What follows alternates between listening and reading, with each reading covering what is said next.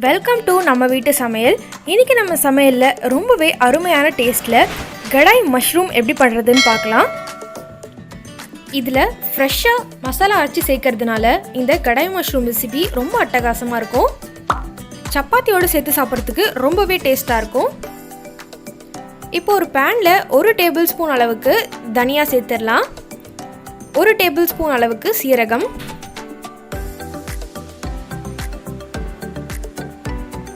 இது கூடவே 1 table spoon அளவுக்கு மிளகு சேர்த்துடலாம். 1 இலை, 2 ஏலக்காய், 3 கிராம்பு, ஒரு சின்ன துண்டு பட்டை சேர்த்துடலாம். 3 காஞ்ச மிளகாய் எடுத்திருக்கேன்.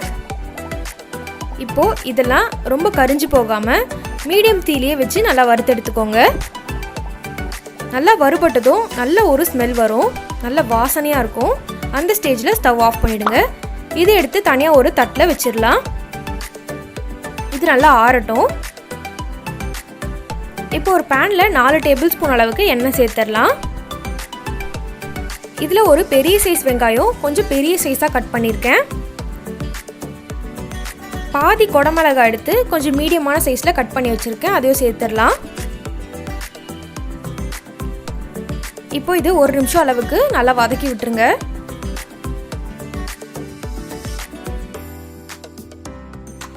இப்போ இதில் மஷ்ரூம் சேர்த்துடலாம்.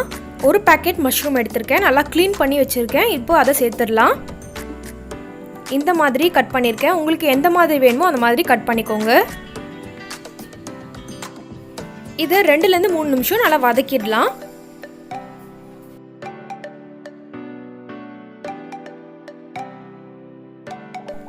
இப்போ பாருங்கள், ஒரு 2 நிமிஷத்தில் மஷ்ரூம்ஸ்லேருந்து தண்ணி வெளியே வர ஆரம்பிக்கும். இந்த தண்ணியெல்லாம் நல்லா அப்சர்வ் ஆகிற வரைக்கும் நம்ம இதை நல்லா வதக்கி எடுத்துக்கணும். இப்போ நம்ம வறுத்து வச்சுருந்ததை நல்லா மிக்ஸி ஜாரில் போட்டு இந்த மாதிரி நல்லா பொடி பண்ணி எடுத்துக்கோங்க. நல்லா ஒரு ஃபைன் பவுடராக இருக்கணும். இப்போ பாருங்கள், நம்ம மஷ்ரூம் சேர்த்தது நல்லா வதங்கிடுச்சு. அந்த தண்ணி எல்லாமே நல்லா ஃபுல்லாக வற்றி அப்சர்வ் ஆகிடுச்சு.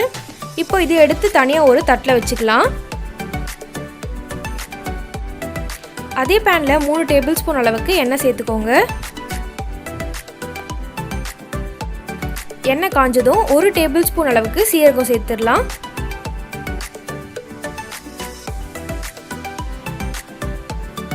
ஒரு டேபிள் ஸ்பூன் அளவுக்கு இஞ்சி பூண்டு விழுது, இதெல்லாம் சேர்த்துட்டு ஒரு தடவை மிக்ஸ் பண்ணிக்கோங்க.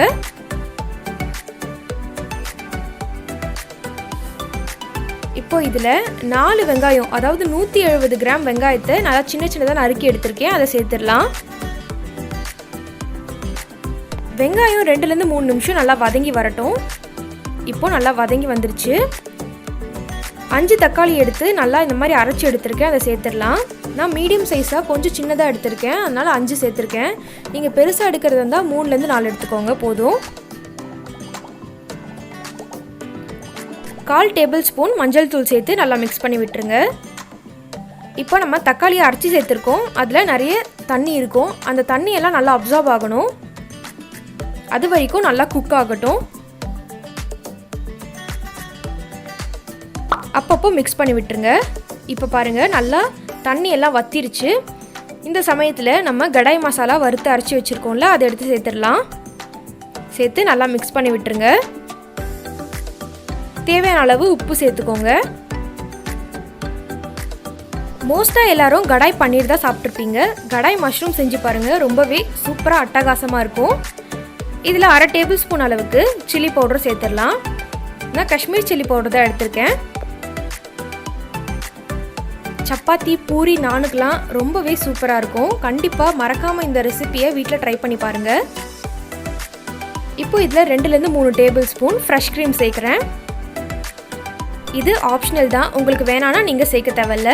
இது கிரேவிக்கு நல்ல ஒரு க்ரீமி டெக்ஸ்சர் கொடுக்கும். இப்போ நம்ம வதக்கி வச்சுருக்கோம்ல வெங்காயம், குடமிளகா, மஷ்ரூம், இதை எடுத்து சேர்த்துடலாம்.